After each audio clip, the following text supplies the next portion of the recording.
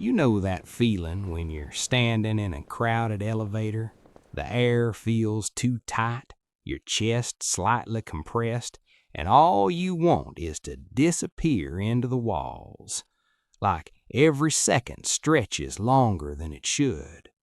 You're the kind of person who sees the world deeper than others. If this is you, this video will make you feel like you've finally been noticed. You're not broken. Case File 31, the outsider within the crowd. You're there physically, but something in you is always slightly out of sync, like your system is running on a different operating system than everyone else. Society has quick labels for this. They're weird, too quiet, maybe even socially anxious. But let's stop right there. Interrogation of facts begins now. This isn't dysfunction, it's adaptation. Your nervous system has a lower threshold for stimulation. That means what feels neutral to others feels intense to you. Sounds are louder, emotions are sharper, social energy drains faster. It's not weakness, it's sensitivity calibration. Clue: your brain isn't avoiding the world, it's filtering an overload of data. Let's build the psychological profile. Emotional sensitivity.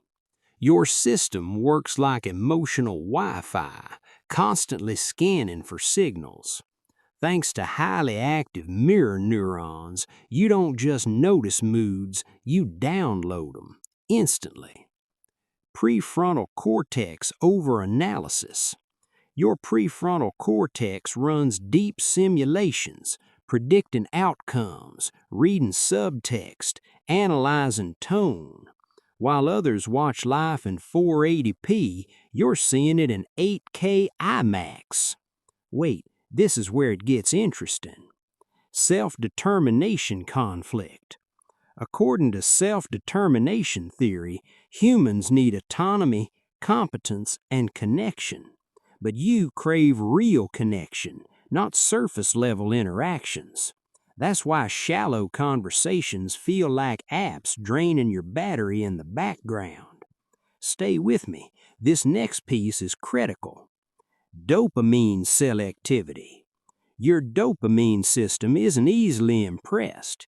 It doesn't reward noise, it rewards meaning, which is why silence sometimes feels better than people. Now let's talk about the part no one sees, the cost. You get tired after conversations that others call normal. You replay moments, analyze words, notice shifts no one else caught.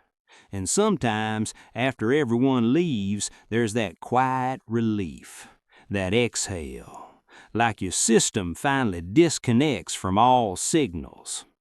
But it comes with a price: loneliness, hyper-awareness, the feeling that you're always slightly outside the circle. I know that feeling. It's heavy. But here's the twist in this case. What if the problem isn't that you're different, but that you've been comparing yourself to the wrong baseline? Clue: normal isn't neutral. It's just common. Your mind isn't designed for autopilot. It's designed for depth. Like a flashlight in thick fog, you don't just see what's obvious, you catch what's hidden beneath. And yes, it drains your battery faster, but it also lets you understand people, patterns, and emotions on a level most never reach. Wait, this is the key evidence. The same system that overwhelms you is the one that protects you from fake connections, shallow thinking, and emotional blindness.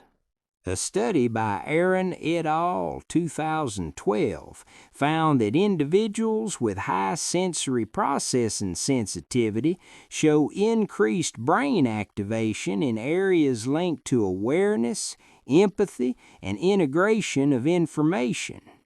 So no, you're not too much, you're just tuned differently.